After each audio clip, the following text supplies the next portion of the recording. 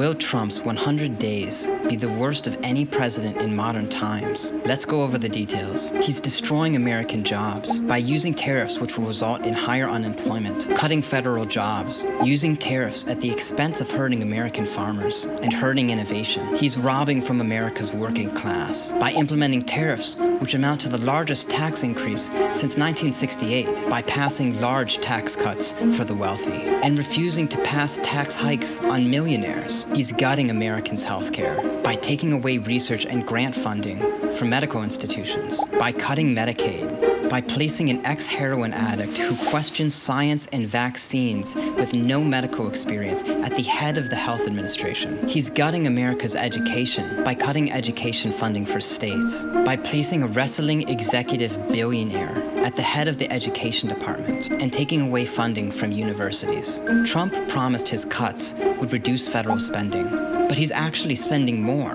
CBS News reports that in fact the government is now spending more day to day than it has spent in 9 of the last 10 years. Even though DOGE claims to have saved $160 billion, it's cost American taxpayers $135 billion just to implement those cuts, and it can't verify all that it's cut. And IRS cuts will lead to more than $500 billion in lost revenue. He's weakened America's standing in the world by hurting the NATO alliance, criticizing NATO allies, and threatening to take over NATO-allied countries, by giving Russia and Putin whatever he wants, and attacking Zelensky in Ukraine, which align with NATO interests, by his inability to negotiate. And his trade war has made the entire world come together against us. He's attacking science by firing the entire federal staff that funds museums and libraries, and cutting funding for museums, and cutting funding for NASA.